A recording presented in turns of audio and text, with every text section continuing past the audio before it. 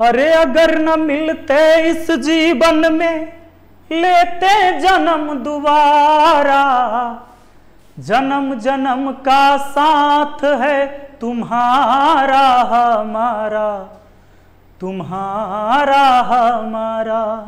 Hello दोस्तों, आप सभी का स्वागत है आपके अपने YouTube चैनल मैथ मस्ती पर। दोस्तों मैं हूं विपिन यादव और चलिए आज हम आपको पढ़ाने वाले हैं मेंसुरेशन, क्षेत्रमिति। एकदम शुरू से चलेंगे और सारे प्रश्न भी आपको करवाएंगे, तो बने रहिएगा इस वीडियो में। तो मेंसुरेशन का आज होगा पहला क्लास, ठीक ना। अच्छा, आप लोग फिर क्लास अगला नहीं देखिएगा तब फिर हमको भी पढ़ाने में मजा नहीं आएगा। क्लास 1 देखिए और क्लास 2 डालेंगे। आज पूरे बेसिक से हम चलेंगे और अगली वीडियो में हम पूरा प्रश्न करवाएंगे। आज वीडियो देखे हुए रहिएगा तो कल वाला वीडियो पक्का 100% समझ में आएगा, और नहीं देख ले रहिएगा तो ना आएगा समझ, ठीक है। तो वैसे ही समझ में आएगा जैसे आज तक आपको समझ में आ रहा है, कुछ याद नहीं रह रहा है तो देखिए भागिएगा नहीं। सबसे पहले मेंसुरेशन यानी क्षेत्रमिति, जिसमें क्या होता है, क्षेत्र एक एरिया का माप होता है। मिति मतलब मापना और क्षेत्र मतलब समझ रहे हैं कोई जगह। एक समतल सतह हो, है ना, जैसे कोई खेत है, ये बोर्ड है, तो इसका क्षेत्रफल क्या होगा वो हम माप सकते हैं। क्षेत्रफल क्या, जैसे मान लीजिए ऐसा मेरा खेत है तो इसका क्षेत्र कौन सा हुआ, तो ये जो हुआ ये पूरा जगह यही इसका क्षेत्र हुआ। ये क्षेत्रफल कितना है इसी को मापना होता है दोस्तों। तो हम सबसे पहले क्षेत्रमिति में क्या पढ़ेंगे, तो क्षेत्रमिति में हम पढ़ेंगे, देखिए क्षेत्रमिति में आपको पढ़ना होता है त्रिभुज के बारे में, आपको पढ़ना होता है चतुर्भुज के बारे में, आपको पढ़ना पड़ता है वृत्त के बारे में, ठीक है ना। हालांकि मेंसुरेशन के 2 वॉल्यूम है, एक मतलब 2 सेक्शन है, एक है आपका 2D और एक है 3D। मतलब एक वॉल्यूम मतलब आयतन और पहला है क्षेत्रफल। तो जैसे मेंसुरेशन में 2 चीजें पढ़ना है, एक तो पढ़ना है आपको क्षेत्रफल और परिमाप के बारे में। पहला पढ़ना है आपको क्षेत्रफल और परिमाप के बारे में, ठीक है ना, परिमाप के बारे में। और जो दूसरा पढ़ना है आपको आयतन के बारे में पढ़ना है, तो आयतन यानी कि वॉल्यूम।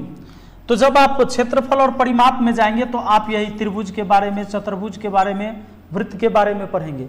अब त्रिभुज में तमाम तरह के त्रिभुज, चाहे वो समद्विबाहु त्रिभुज हो, समबाहु त्रिभुज हो, विषमबाहु त्रिभुज हो। अगर चतुर्भुज के बारे में पढ़ेंगे तो सम चतुर्भुज, समानांतर चतुर्भुज, समलंब चतुर्भुज, इसके बारे में पढ़ेंगे। वृत्त के बारे में पढ़ेंगे तो वृत्त में भी वृत्त और अर्धवृत्त दोनों के बारे में पढ़ेंगे। फिर आयतन में हम आएंगे, आयतन यानी कि वॉल्यूम, ठीक है ना।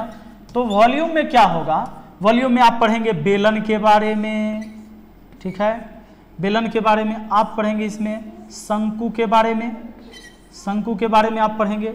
आप इसमें पढ़ेंगे गोला के बारे में, आप इसमें पढ़ेंगे अर्धगोला के बारे में, आप इसमें पढ़ेंगे छिन्नक के बारे में, ठीक है ना। तो ये सारी चीजें हम कहाँ पढ़ेंगे, प्रिज्म और पिरामिड भी पढ़ेंगे, तो वो सारे हम पढ़ेंगे आयतन में। तो ये आप समझ गए कि मेंसुरेशन के 2 सेक्शन हैं, पहला इधर हो गया, दूसरा इधर हो गया। पहला हुआ आपका क्षेत्रफल और परिमाप, दूसरा हो गया आयतन यानी वॉल्यूम। तो हम चलते हैं अभी इधर लेके, ठीक है, आपको सेक्शन 1 में 2D फिगर में, जिसमें लंबाई चौड़ाई का चर्चा होगा, और 3D का मतलब होता है जिसमें लंबाई चौड़ाई ऊंचाई का चर्चा होगा। गोला होगा तो लंबाई चौड़ाई ऊंचाई का चर्चा होगा, समझ में आ रहा है। अब लीजिए बेलन है तो उसकी ऊंचाई भी, लंबाई भी, चौड़ाई भी गुना होगा। अच्छा, घन घनाभ के बारे में भी पढ़ना है तो उसमें लंबाई चौड़ाई ऊंचाई का चर्चा होगा। सब 3D फिगर हो गया। हम आते हैं आज त्रिभुज के बारे में जानते हैं बेसिक से, ठीक है। त्रिभुज आप जानते होंगे। अच्छा, ये कोई भी एग्जाम हो, चाहे आपके बैंक का एग्जाम, तो बैंक के एग्जाम में भी मेंसुरेशन से सवाल आते हैं, चाहे रेलवे का एग्जाम हो, SSC के एग्जाम हो, या कोई पुलिस का एग्जाम हो, टीचर का एग्जाम हो, तो सारे एग्जाम में पूछे जाएंगे मेंसुरेशन से सवाल। त्रिभुज, तो देखिए त्रिभुज में क्या है कि त्रिभुज का मतलब है कि जिसमें 3 भुजा हो, त्रि मतलब 3, भुज माने कर ये भुजा साइड, तो जिसमें 3 भुजा है। और अगर 3 भुजा है तो उसमें 3 कोण भी होगा दोस्तों। 3 भुजा हो गया, ये इसका नाम ABC दे सकते हैं। 3 भुजा, 3 कोण, देखिए 3 कोण भी हो गया इसका, 3 कोण 3 भुजा। 4 भुजा रहता तो 4 कोण होगा, जैसे चतुर्भुज में होगा। तो हम त्रिभुज में जो पढ़ेंगे तो पढ़ेंगे समबाहु त्रिभुज, समबाहु त्रिभुज, ये सब भुजा के आधार पर है। दूसरा समद्विबाहु त्रिभुज, ध्यान देना, समद्विबाहु त्रिभुज। तीसरा पढ़ेंगे विषम बाहु त्रिभुज। अच्छा, जिंदगी में कभी भी आपको ये चीजें नहीं समझ में आया होगा तो याद रखना कि आज के बाद, मरने के बाद भी तुमको याद रहेगा, हाँ, अगले जन्म में। तो समबाहु त्रिभुज, समद्विबाहु त्रिभुज, विषमबाहु त्रिभुज, ये होता है भुजा के आधार पर। सम मतलब बराबर, समबाहु मतलब सभी भुजा, समबाहु माने जिसकी भुजा आपस में बराबर होगी। समद्विबाहु, सम मतलब बराबर, द्वि माने दो गो, बाहु मतलब भुजा, जिसका दो भुजा बराबर होगा समद्विबाहु है। और विषम बाहु, विषम मतलब अलग अलग बात हो रही है ना, हमारा बात आपका बात विषम है, विषम है मतलब मैच नहीं कर रहा है, अलग है। तो अगर आप यहां पर देखेंगे तो इसके नाम से ही आपको पता चल जाता है कि किस में किस प्रकार का परिभाषा होगा। समबाहु त्रिभुज कहे तो सम मतलब होता है बराबर, बाहु माने भुजा, जिस त्रिभुज की सभी भुजाएं आपस में बराबर है या तीनों भुजा आपस में बराबर कहेंगे तो वो समबाहु त्रिभुज। कहेगा समद्विबाहु त्रिभुज, तो भैया समद्विबाहु, सम द्वि माने दो गो, बाहु माने भुजा, जिसकी दो भुजा बराबर, विषम बाहु जिसकी कोई भुजा आपस में बराबर नहीं होगा। लेकिन दोस्तों एक खेल है। अब आइएगा कोण के आधार पर, तो कोण के आधार पर जो हम त्रिभुज के बारे में पढ़ेंगे तो वो पढ़ेंगे ज्योमेट्री में, ये बात आपको जानना पड़ेगा। तो जैसे उसमें पढ़ते हैं समकोण त्रिभुज, समकोण ऐसा सुने होंगे आप, समकोण त्रिभुज, न्यून कोण त्रिभुज, न्यून कोण त्रिभुज, आप पढ़े होंगे अधिक कोण त्रिभुज, नहीं भी पढ़े होंगे तो जानते होंगे अधिक कोण त्रिभुज। तो ये क्या हुआ, सब में कोण लगा हुआ है, और कोण और साइड का यानी लाइन और कोण का चर्चा जो होता है ज्योमेट्री में होता है। यानी ज्यामिति जब आप पढ़ेंगे ज्यामिति, तो ज्यामिति में आपको ये बात बताया जाएगा, ठीक है ना, यानी कि ज्योमेट्री में हम ज्योमेट्री में पढ़ेंगे इसके बारे में। अगर आप चाहते हैं कि कोई वीडियो तो ज्योमेट्री सर्च कर लीजिएगा, ज्योमेट्री मैथ मस्ती, तो पता चल जाएगा। सबसे पहले आपको ये पता चल गया जो हम त्रिभुज के बारे में पढ़ेंगे तो हम तो ज्यामिति में भी पढ़ते हैं, यानी ज्योमेट्री में भी पढ़ते हैं और मेंसुरेशन में भी पढ़ते हैं। लेकिन जब ज्योमेट्री में पढ़ेंगे तो उसमें कोण का चर्चा होगा, समकोण त्रिभुज, न्यून कोण त्रिभुज, अधिक कोण त्रिभुज, समझ रहे हैं। जबकि मेंसुरेशन में पढ़ेंगे तो इसमें भुजा पर आधारित होगा, समद्विबाहु, समबाहु, विषमबाहु, ठीक है। उसी तरह चतुर्भुज के बारे में भी ज्योमेट्री में पढ़ते हैं, वृत्त के बारे में भी ज्योमेट्री में पढ़ते हैं, अब मेंसुरेशन में भी पढ़ते हैं। तो जब कोण का भुजा का चर्चा होगा यानी लाइन और एंगल का चर्चा होगा, लाइन मतलब रेखा, एंगल माने कोण का चर्चा होगा तो वो ज्योमेट्री में होगा। और जहां क्षेत्रफल और परिमाप का चर्चा होगा तो वो मेंसुरेशन में पढ़ना है आपको। तो हम अभी क्या कर रहे हैं, मेंसुरेशन पर काम कर रहे हैं। लेकिन एक बात है, समकोण त्रिभुज के बारे में आपको दोनों में पढ़ लेना चाहिए। समकोण त्रिभुज दोस्तों ये है आपका समकोण, समकोण त्रिभुज। अब समकोण त्रिभुज किसको कहेंगे आप समझ गए होंगे। समकोण, देखो समकोण मतलब राइट एंगल, समकोण, समकोण होता है 90 डिग्री के कोण को समकोण नाम दिया गया है कि अगर एंगल 90 डिग्री है तो वो समकोण त्रिभुज है। और 90 डिग्री कोण कैसे होता है, तो जब एक पड़ी हो और उस पर एक खड़ी हो तो इसके बीच जो झुकाव है, दोनों लाइन के मिलने पर जहां मिला है बिंदु पर, यहां जो झुकाव है ये 90 डिग्री का कोण होगा। चाहे वो ऐसे हो ऐसे भी आ जाए तो ये 90 डिग्री का कोण है। एक सीधी लाइन ऐसे गया और सीधा खड़ा एक ऐसे गया तो ये भी 90 हुआ, ये भी 90 हुआ, ये भी 90 हुआ और ये भी 90 हुआ। और जब ये पूरा घूम गया इस बिंदु पर तो पूरा 90 चौका 360 डिग्री हो गया। समझ गए कि नहीं। तो अब आप ये समझ गए हैं कि 90 डिग्री का कोण है ये। दोस्तों 90 डिग्री के कोण के सामने की भुजा होता है कर्ण, 90 डिग्री के सामने की भुजा होता है कर्ण, ठीक है।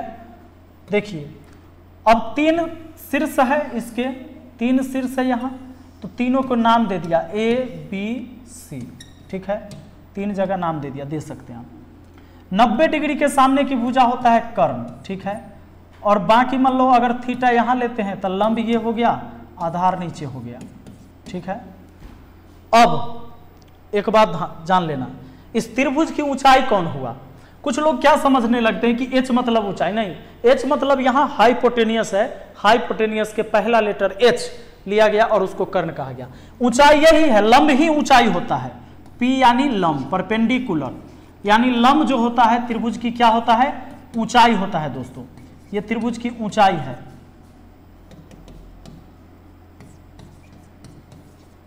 ये क्या है, त्रिभुज की ऊंचाई है। अब अगर हम आपसे बात करें कि मान लो कि कोई ऐसे त्रिभुज है, तो इस त्रिभुज का ऊंचाई कौन हुआ, तो कोई कह देगा ऐसे सर, नहीं, त्रिभुज की ऊंचाई तब होगी जब सीधा इस शीर्ष से सीधा यहां लंब डाल देंगे, तो लंब डाल देंगे और वो 90 डिग्री पर आना चाहिए, तब जाके वो ऊंचाई हुआ। न कि अगर त्रिभुज की ऊंचाई है तो यहां से यहां मिला दीजिएगा तो ये 90 डिग्री नहीं बन रहा है, क्योंकि सीधा नहीं आया, खड़ा नहीं आया है, तो ये 90 डिग्री नहीं हुआ, इसलिए अगर ये ऊंचाई नहीं कहेगा। ये 80, 85 या 88 भी होगा तो भी ये ऊंचाई नहीं है। समझ रहे हैं कि नहीं? तो ऊंचाई का मतलब, जैसे अगर मैं आपको कहूं कि मेरे घर में इस छत से नीचे फर्श की ऊंचाई कितनी है, छत की ऊंचाई कितनी है, तो ऐसा नहीं कि आप ऐसे तिरछा मापेंगे, नहीं, आप सीधा खड़ा मापेंगे।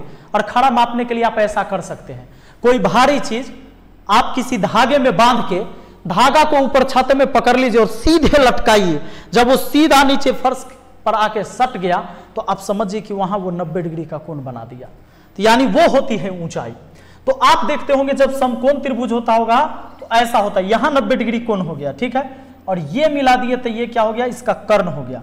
हाँ, कर्ण सबसे बड़ी भुजा होता है दोस्तों, कर्ण क्या होता है, इसमें सबसे बड़ी भुजा होता है, ये बात आप जानते होंगे।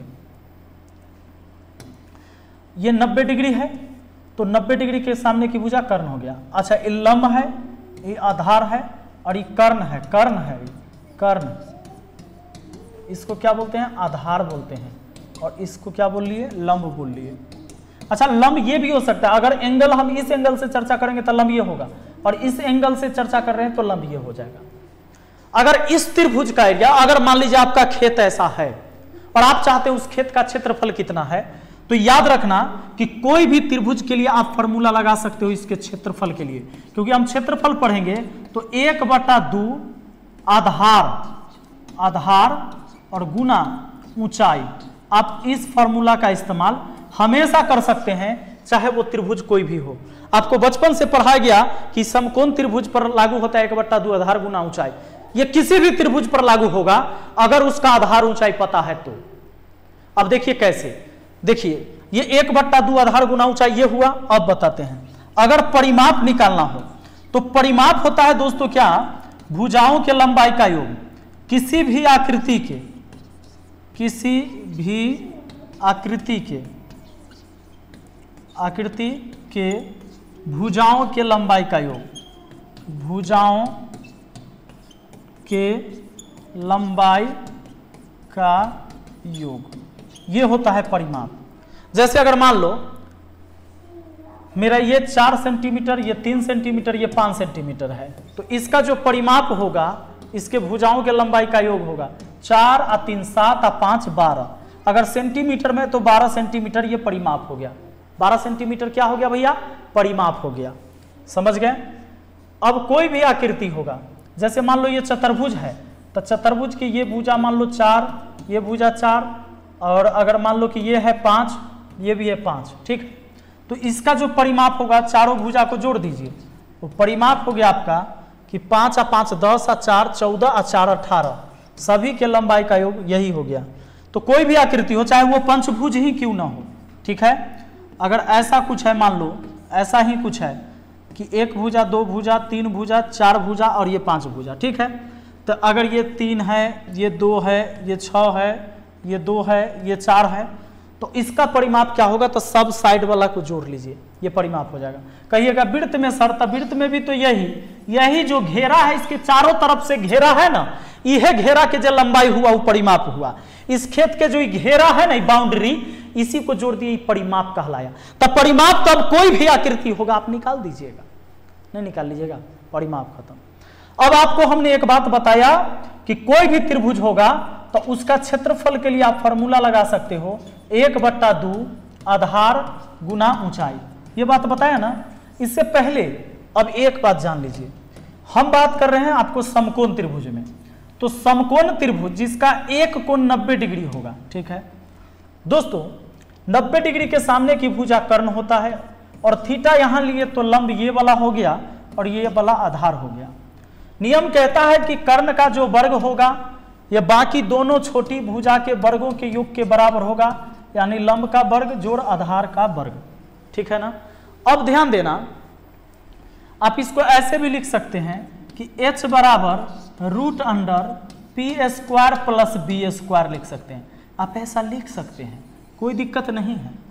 देखिए अगर मान लीजिए कि ये दिया हुआ है 3, ये दिया हुआ है 4 और ये पूछा है कि ये कितना होगा कर्ण, तो h बराबर आपका फॉर्मूला पता है। अरे भाई ये स्क्वायर हटा था, रूट चढ़ा था इधर।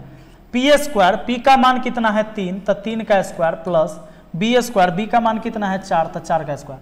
मतलब समकोण त्रिभुज में अगर दो भुजा, कोई भी दो भुजा पता है तो हम तीसरी भुजा निकाल सकते हैं। अब बताइए 3 का स्क्वायर 9 आई 16 हुआ 25, तो रूट के अंदर हुआ 25। इसका मतलब कि h बराबर 25 का वर्गमूल कितना 5।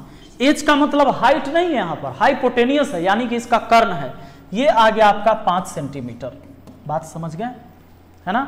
तो अब क्या होगा, कह देगा कि किसी समकोण त्रिभुज की एक सबसे बड़ी भुजा 13 सेंटीमीटर है, एक भुजा कह देगा कि 12 सेंटीमीटर है, चाहे मान लो इसको 5 सेंटीमीटर है, तब कह देगा कि उस त्रिभुज का क्षेत्रफल बताइए। तो सबसे बड़ी भुजा दिया है आपको, मतलब कर्ण दिया है, और एक भुजा दे दिया है 5 सेंटीमीटर, आपको पूछा है क्षेत्रफल। तो जब भी आप क्षेत्रफल निकालने जाएंगे दोस्तों, तो क्षेत्रफल के लिए तो आपका फॉर्मूला है कि 1/2 होना चाहिए आधार और ऊंचाई, मतलब आधार ऊंचाई गुना होगा 1/2 के साथ, तब निकल पाएगा क्षेत्रफल। अब ये ऊंचाई नहीं है, ये कर्ण आपको पता है, ऊंचाई तो ये है, ये लंब, इसको कैसे निकालोगे। तो वही अगर आप फॉर्मूला जानते रहेंगे, कौन सा फॉर्मूला, कि एच स्क्वायर बराबर हमने लिखा था p square plus b square. जब ऐसा लिखा था तो ऐसा भी तो लिख सकते थे कि पी स्क्वायर बराबर इधर आ जाएगा, मतलब h square minus b square, यानी ये भी हम कह सकते कि p बराबर रूट अंडर हो गया h square minus b square. तो इसको जरा एक बार फॉर्मूला याद कर लीजिए अगर आपको याद नहीं है तो। आइए अब p बराबर क्या हो गया भैया, रूट अंडर, देखो एच स्क्वायर माने कर्ण का स्क्वायर था 13 के स्क्वायर, माइनस बी स्क्वायर, तब बी स्क्वायर मतलब ये 5 का स्क्वायर। अब p बराबर क्या हो गया, 13 के स्क्वायर 169, 169 में से 25 गया 144, यानी p का मान आ गया 12। दोस्तों ये p का मान 12 आ गया, और यहाँ पर तो 5 है, ये है आधार। अब क्षेत्रफल निकालने के लिए 1/2 आधार 5 सेंटीमीटर, ऊंचाई माने लंब 12 सेंटीमीटर। अब गौर करिए 2 से 12 6 बार में कटेगा, तो 6 × 5 = 30 हो जाएगा, और सेंटीमीटर गुना सेंटीमीटर, 2 बार सेंटीमीटर ना, तो सेंटीमीटर स्क्वायर कहेंगे। तो याद रखना क्षेत्रफल जब भी होगा तो ऐसे होगा, centimetre square, metre square, kilometre square, ऐसे होता है। क्यों होता है, क्योंकि उसमें हमेशा 2 गुना होता ही है, सेंटीमीटर में है सेंटीमीटर, मीटर में है तो मीटर में, ऐसे। अच्छा एक यूनिट में होना जरूरी है, अगर कोई 1 मीटर में 1 सेंटीमीटर है तो दोनों को आपको एक जात में करना पड़ेगा, ठीक है। अब देखो एक बात और, अगर आप समकोण त्रिभुज की पहचान कुछ याद रखना चाहते हैं तो इसकी भुजाएं होती है 3 4 5। अगर कोई 5 और 4 दिया है तो एक 3 होगा। ये समकोण त्रिभुज की ऐसी भुजा है जो लगातार आने वाली संख्या से भी है, इसके अलावा कोई नहीं होगा जो 3 लगातार संख्या से आने वाली भुजाएं होंगी। आपको कह देगा कि एक समकोण त्रिभुज जो लगातार तीन आने वाली संख्या, मतलब लगातार 3 आने वाली संख्या जो है एक समकोण त्रिभुज की भुजाएं हैं, तो बताइए उस त्रिभुज का क्षेत्रफल क्या होगा। अब आप सोचिएगा इसका लंबाई तो देवे नहीं किया, हम कैसे जाने, तो 3 4 5 से यही शुरू होता है, 3 3 के बाद 4 4 के बाद 5, ये भी समकोण त्रिभुज की भुजा है। इसको दुगना करिए, 6 4 का दुगना 8, 5 का दुगना 10, ये भी समकोण त्रिभुज की भुजा है। कैसे, तो इसका रूल कहता है कि सबसे बड़ी वाली भुजा का वर्ग बाकी दोनों छोटी वाली भुजा के वर्ग के योग के बराबर होना चाहिए। तो 36 और 64 100 हो जाता है, 36 प्लस 64 100 के बराबर हो जाता है, 10 के स्क्वायर 100 हो गया ना, मतलब इधर भी 100 हो गया, उधर भी 100 हो गया। तो कभी भी अगर इस रूल को फॉलो करता है कि 2 छोटी भुजा के वर्गों का योग एक अकेले बड़ी वाली भुजा के वर्ग के योग के बराबर हो रहा है, तो वो समकोण त्रिभुज की भुजाएं हैं। आइए दोस्तों तो आपने देखा इसको हमने 6, इसको हमने क्या कर दिया 8 कर दिया, इसको हमने क्या कर दिया 10 कर दिया। दोस्तों क्या ऐसा भी हो सकता है कि 3 का दुगुना 6 हो गया, 3 का तिगुना करते हैं 9, इसका तिगुना 12 और इसका तिगुना 15, 9 12 15 क्या समकोण त्रिभुज की भुजाएं हैं? तो देखिए 15 के स्क्वायर एक तरफ करिए और इसका स्क्वायर 9 का स्क्वायर प्लस 12 का स्क्वायर, 9 के स्क्वायर 81 प्लस 12 के स्क्वायर 144 और 15 के स्क्वायर 225, 81 या 144 225 हुआ, इधर भी 225 आ गया। तो ये सारी क्या है समकोण त्रिभुज की भुजाएं हैं, है ना। अगर इसी तरीके से आगे भी आप सोचोगे तो इसका 4 गुना भी कर सकते हो, 3 चौके 12, 4 चौके 16 और 5 चौके 20, ये भी समकोण त्रिभुज की भुजाएं हैं। लेकिन मेनली जो आपकी ज़रूरत होते रहता है वो रहता है 3 4 5, 3 दूना 6, 4 दूना 8, 5 दूना 10 और एक 5 12 13, ये 3 गो का बहुत ज़्यादा यूज होता है, इस बात को ध्यान दीजिएगा। ऐसे आप चाहो तो इसका दुगना 5 का दुगना 10, 12 का दुगना 24, 13 का दुगना 26, ये भी होता है, तो इसको भी आप लिख लेना, ठीक है। और एक 3 तिहाई 9, ये 4 तिहाई 12 और 5 तिहाई 15। अगर इतना आप याद रखते हैं माइंड में तो आपको क्या होगा कि देखते ही पता चल जाएगा, ठीक है, कि अगर समकोण त्रिभुज की सबसे बड़ी भुजा 26, दूसरी सबसे बड़ी 24, तो तीसरा 10 ही होगा। अगर कर्ण 5 है, कोई आधार 4 है तो उसका लंब 3 होगा। अगर कर्ण एक आधार 12 है, कर्ण 13 है तो इधर एक 5 होगा। तो ये मुझे याद है, अगर आपको भी ऐसे याद हो जाता है तो बहुत आसान हो जाएगा। दोस्तों अब देखिए हम बढ़ते हैं समबाहु त्रिभुज की तरफ। आप तो समकोण त्रिभुज के बारे में जान गए, समबाहु त्रिभुज। समबाहु का क्या मतलब? सम माने बराबर, बाहु माने भुजा। जिसका सभी भुज आपस में बराबर है समबाहु त्रिभुज है, जिसका तीनों भुज आपस में बराबर है वो क्या है? समबाहु त्रिभुज है। अब समबाहु त्रिभुज मतलब तीनों भुजा क्या होना चाहिए? इसका बराबर होना चाहिए। तो तीनों भुजा बराबर है ए बी सी, तो एक जैसे लाइन से इसको इंगित कर सकते हैं ऐसे कट करके कि ये मतलब तीनों साइड आपस में क्या है? बराबर है। अब जब तीनों भुजा इसका बराबर है दोस्तों, तो देखिए इसकी प्रत्येक भुजा का नाम ए दिया गया। कहिएगा इसका क्षेत्रफल कैसे निकालिएगा सर? तो इसका भी क्षेत्रफल में वो फॉर्मूला हम लगा सकते हैं, 1/2 आधार गुना ऊंचाई। कैसे? तो उससे पहले हमको क्या करना होगा? उससे पहले हमको ये करना होगा कि इसका ऊंचाई पता करना होगा, क्योंकि त्रिभुज के क्षेत्रफल का फॉर्मूला तो है 1/2 आधार गुना ऊंचाई। हम आपको पहले फॉर्मूला सिखा रहे हैं, सुनो। वैसे हम जानते हैं कि √3/4 गुना भुजा स्क्वायर होता है। ऐसा नहीं है कि सिर्फ आप ही जानते हैं, ये बात हम भी जानते हैं, लेकिन कैसे आता है वो हम आपको बता देते हैं। देख लीजिए, अब बताइए, तीनों भुजा ए है। अगर यहां से हम सीधा लंब खींच देंगे तो ये पक्का है कि इसको 2 बराबर भाग में बांट देगा। तो ये पूरा ए था तो a/2 हो जाएगा और इधर भी a/2 हो जाएगा कि नहीं? क्योंकि ये पूरा क्या था? पहले ए था। तो ये 90 डिग्री पर आएगा और चूंकि ये दोनों साइड बराबर है तो एकदम बीच में आना ही आना है। 90 डिग्री पर काट दिया, 90 हो गया। ठीक, अब गौर करिए, किधर से भी लेके चलिए, चाहे इस त्रिभुज को आप ले लीजिए, इस समकोण त्रिभुज बन गया कि नहीं बन गया? बिल्कुल बन गया, बिल्कुल बन गया। ये समकोण त्रिभुज बन गया भैया। तो ये जब समकोण त्रिभुज बन गया है, देखो ये आपका समकोण त्रिभुज बन गया है, तो एक कोण, इधर भी समकोण त्रिभुज है तो एक कोण 90 डिग्री, 90 डिग्री के कोण के सामने की भुजा कर्ण होता है। ये आधार हो गया, तो ये लंब निकाल लेते हैं, लंब माने ऊंचाई। तो ई वाला निकालने के लिए आपको क्या करना होगा? लंब निकालने के लिए √, इसको लंब यानी यहाँ ऊंचाई है, तो इसको निकालने के लिए क्या करना होगा? कर्ण के वर्ग, सबसे बड़ी वाली भुजा के वर्ग में से आधार वाला को घटाते हैं, तो a/2 का वर्ग घटाना है। क्या दिख रहा है? बिल्कुल दिख रहा है। अब देखिए, तो p बराबर क्या हो जाएगा? √, ये a² माइनस a²/4 हो गया, 2 का स्क्वायर 4। अब p बराबर क्या हो गया? 4a² में से 1a² गया तो 3a²/4। अब p बराबर क्या हो जाएगा? √3 और a आ जाएगा एगो बाहर, क्योंकि अंदर में 2 गो है और 4 का 2 हो जाएगा। इसका मतलब दोस्तों, इसीलिए ऊंचाई हम लोग याद करते हैं कि समबाहु त्रिभुज का ऊंचाई √3/2 इंटू भुजा, ऐसे लिखा हुआ रहता होगा, √3/2 इंटू भुजा, ऐसे लिखा हुआ रहता होगा जब आप बुक उलटते होंगे तो अब यहाँ क्या हुआ आप समझ गए। अब समझ गए तो बड़ा आसान हो जाएगा आपके लिए, समझ रहे हैं। तो ये कैसे आया ऊंचाई √3/2 इंटू भुजा, ये √3/2 इंटू भुजा ही है। ठीक है दोस्तों, अब बताओ जब कोई समबाहु त्रिभुज है, नहीं बना समबाहु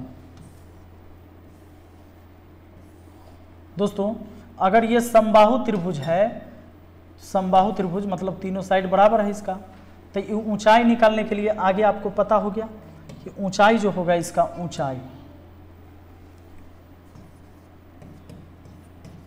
ऊंचाई के लिए क्या फॉर्मूला होता है, समबाहु त्रिभुज की ऊंचाई कहेगा था √3/2 इंटू भुजा। ठीक है, ये इंटू भुजा हो गया, √3/2 इंटू भुजा हो गया। अगर मान लीजिए कि इसकी भुजाएं 12-12 सेंटीमीटर दे दे, कहे कि इसकी भुजा 12 सेंटीमीटर है, तो बताइए उस समबाहु त्रिभुज की ऊंचाई क्या होगी। तो बस √3/2, अब भुजा के जगह 12 रखेंगे, 2 × 6 = 12, कहेंगे 6√3 सेंटीमीटर इसकी ऊंचाई हो जाएगा।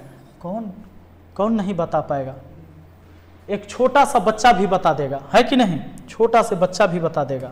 अच्छा एक बात बताइए आगे, हाँ अच्छा ज़्यादा गाना सुनने के शौक होगा, चूँकि ज़्यादा देर हो गया है, इसे वीडियो देख लीजिए, इंस्टाग्राम का लिंक नीचे हम दे दिए हैं डिस्क्रिप्शन बॉक्स में, गाना गाते हैं वहाँ जाके देख लीजिएगा, मज़ा आ जाएगा। सुनिए, ये ऊंचाई हो गया। क्षेत्रफल के लिए आप क्या फार्मूला लगाएंगे, तो क्षेत्रफल के लिए मैंने कहा था आपसे 1/2 आधार गुना ऊंचाई हम लगाएंगे, लगा सकते हैं ना। तो बताइए 1/2 आधार क्या है, इसका आधार ये तो हम अभी हटा देते हैं, इसकी अब हमें ज़रूरत नहीं, वो तो एग्जाम्पल मैंने समझा दिया आपको। ठीक है, तो आधार तो पूरा ए हुआ, आधार ए, और ऊंचाई क्या हुआ, तो ऊंचाई आपका ये वाला हुआ, ऊंचाई ये वाला, और ऊंचाई √3/2 इंटू ए, निकाले कैसे थे वो आपको पता है, तो ऊंचाई हो गया √3/2 इंटू ए। अब बताओ दोस्तों, ए गुना A², ऊपर में है √3, संख्या वाला एक तरफ रखते हैं, √3 और 2 दूना 4 और A², ये हो गया समबाहु त्रिभुज का क्षेत्रफल। ऐसे बनता है फॉर्मूला, इसलिए हम इसको रट्टा मारते हैं। अब क्या होगा आप समझ गए, अब जिंदगी भर नहीं भूलाइएगा, √3/4 गुना भुजा², समझे कि नहीं। तो ये फॉर्मूला सब पर लगेगा, लेकिन हाँ उसका आधार और ऊंचाई पता होना चाहिए। जैसे ये आधार ए था और ऊंचाई हमने निकाल लिया था √3/2 इंटू ए। ठीक है, अब इसका परिमाप क्या होगा, अगर समबाहु त्रिभुज है तो आपको पता है कि इसकी तीनों साइड आपस में बराबर है, तो परिमाप के लिए तीनों भुजा के लंबाई का योग ही ना परिमाप होगा। तो a प्लस ए रे भैया 3a माने 3 गुना भुजा, इसलिए किताब में लिखा हुआ रहता है 3 गुना भुजा, क्योंकि तीनों भुजा के लंबाई तो बराबर है, 3 गुना भुजा, इसीलिए बुक में लिखा हुआ रहता है। ठीक है, परिमाप, क्योंकि परिमाप तो कोई भी आकृति हो, आप समझ गए हैं, किसी भी आकृति के भुजाओं के लंबाई का योग ही परिमाप होगा, है ना। अब देखिए, अब आ जाते हैं विषम बाहु त्रिभुज पर। किस पर आ जाते हैं, विषम बाहु त्रिभुज। इसमें क्या होगा कि त्रिभुज के भुजा जो होंगे अलग अलग लंबाई के होंगे, अलग अलग लंबाई के होंगे, ABC 3 शीर्ष दे दिए। हालांकि त्रिभुज कोई भी हो, उसके तीनों कोनों का योग 180 डिग्री ही होगा, चाहे वो समबाहु हो विषमबाहु हो, है ना। अब देखिए, तो इसके लिए एक फॉर्मूला है, जैसे इसका एक भुजा A, एक भुजा B, एक भुजा C, तीनों भुजा की लंबाई अलग अलग होगा। तो अलग अलग होगा दोस्तों, तब पहले इसका निकालना होगा आपको अर्ध परिमाप, यानी सेमी पेरीमीटर। अर्ध परिमाप कैसे निकालोगे, अर्ध मतलब ही आधा होता है, अर्ध मतलब क्या होता है, आधा। तो आधा का मतलब ये हुआ कि तीनों भुजा जोड़ लीजिए, पूरा परिमाप निकाल लीजिए, एक लंबाई A, दूसरा लंबाई B, तीसरा लंबाई C, मतलब अगर ये 5 होता, ये 6 होता, ये 8 होता, तो 5, 6, 8 सब जोड़ देते और 2 से भाग कर देते तो आधा ना हो जाता, सबको जोड़ के और 2 से भाग दे देंगे, अर्ध परिमाप। और वो जो मान आएगा वो S कहलाएगा सेमी पेरीमीटर माने अर्ध परिमाप। और उसके लिए फॉर्मूला है कि √S इंटू एस माइनस ए, एस माइनस बी और एस माइनस सी। अच्छा ये बात नहीं कि खाली विषमबाहुए त्रिभुज के क्षेत्रफल का फॉर्मूला है, ये बात कौन सिखाया आपको? इस सब पर लागू होगा दोस्तों, इस सब पर लागू होगा, सिर्फ इसी पर लागू नहीं होगा। तो ये याद रखिएगा, अगर इसका परिमाप कहता है तब परिमाप तक कोई दिक्कतें नहीं है। तीनों भुजा के लंबाई का योग हुआ परिमाप, भुजा ए एक का लंबाई बी एक का लंबाई सी, तो परिमाप अगर मान लो ये 8 रहता, ये 5 रहता, ये 7 रहता, तब 5 7 12, 12 8 20, तो यहाँ जोड़ के लिख देते 20। अगर इसका आपको निकालना होता क्षेत्रफल तो पहले तो जोड़ के आता 20, 20 को 2 से भाग दे देते, यहाँ आ जाता 10, ये हो गया अर्ध परिमाप। अब आगे फार्मूला लगा देते हम, ये सेमी पेरीमीटर हो गया। कैसे कि 8 ले लिया, ये 5 ले लिया, ये 7 ले लिया, 7 5 12 8 20, 20 को 2 से भाग दिए 10। अब देखिए फार्मूला लगा देते, यहाँ 10, अब 10 में से एक भुजा घटा लेते, जैसे आपने यहाँ रखा था, क्या रखा, कोई भी 8 5 7 रखा था, तो अगला 10 में एस का मान 10 आया, तो 10 में से 8 घटाते 2, फिर 10 में से 5 घटाते 5, फिर 10 में से 7 घटाते 3, बस हो गया। अब आपको देखिए कि बनने वाला है तो बन सकता है, बनेगा कैसे, तो 10 5 50 और 50 दूना 100, ये 300 हुआ, मतलब 100 गुना 3 हुआ, तो 100 का 10 आएगा बाहर में और 3 अंदर रहेगा, 10√3 वर्ग सेंटीमीटर कहेंगे। अगर सेंटीमीटर में है तो, किलोमीटर में रहता तो वर्ग किलोमीटर, मीटर में रहता तो वर्ग मीटर। ठीक है। अब दोस्तों एक बात बताओ, अब आपको हम ये दिमाग से मतलब ये बीमारी निकालना चाहते हैं कि लोग आपको ये पढ़ा दे रहे थे कि समकोण त्रिभुज का ये फार्मूला हुआ, समबाहु का ये हुआ, विषमबाहु का ये हुआ। नहीं नहीं नहीं नहीं, लगता है ये फार्मूला क्षेत्रफल, कोई भी त्रिभुज का क्षेत्रफल निकल जाएगा जब उसका आधार ऊंचाई पता होगा तो 1/2 आधार गुना ऊंचाई, ये विषमबाहु पर भी लगेगा। अगर मान लीजिए कि ये विषमबाहु त्रिभुज है, ठीक ना, अब विषमबाहु त्रिभुज के यहां से ऊंचाई दे दिया जाए, ऊंचाई दे दिया जाए, ई आधार पता हो, चूंकि ये ऊंचाई आया तो इसी पर का आधार पता हो, तो इसकी लंबाई अगर 20 सेंटीमीटर है, ये 90 डिग्री के कोण पर आया है और इसकी लंबाई 8 सेंटीमीटर है, तो इस पूरे त्रिभुज का अगर ये विषमबाहु त्रिभुज है तो भी लगेगा 1/2 आधार गुना ऊंचाई, तो 2 से 10 बार में 10 8 80 वर्ग सेंटीमीटर, अगर सेंटीमीटर में है तो। समझ गए कि नहीं? तो ये दिमाग से निकाल दीजिए कि विषमबाहु त्रिभुज के लिए आपको पढ़ाया गया कोई फार्मूला, समबाहु के लिए कोई फार्मूला, समकोण के लिए कोई फार्मूला, हमने आपको बता दिया कि एक फार्मूला सब पर लगेगा, बस उतना चीज डाटा आना चाहिए, पता होना चाहिए। अब जैसे एक बात हमने आपसे कहा कि अगर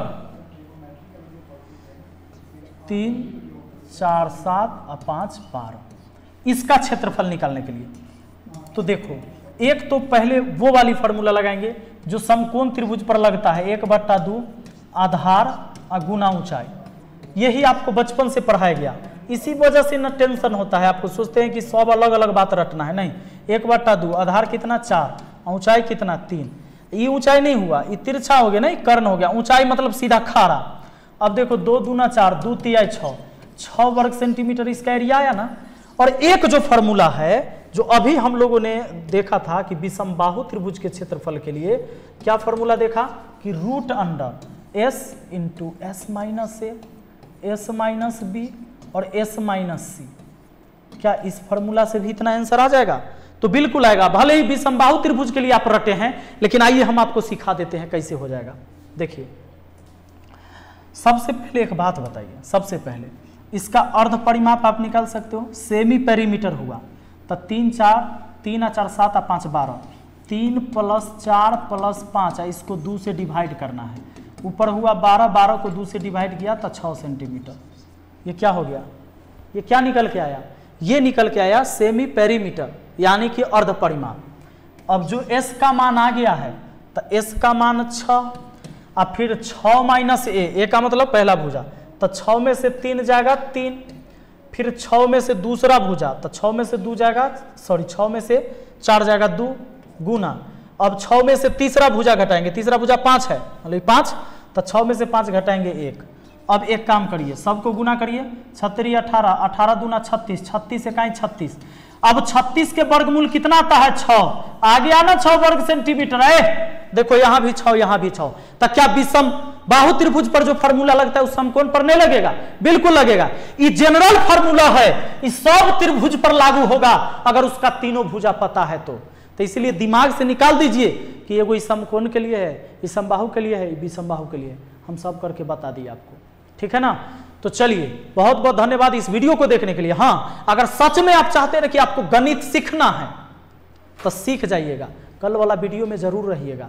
इंस्टाग्राम के नीचे लिंक दे दिए, जाकर हमारा गाना सुन लीजिएगा, ठीक है। Thank you.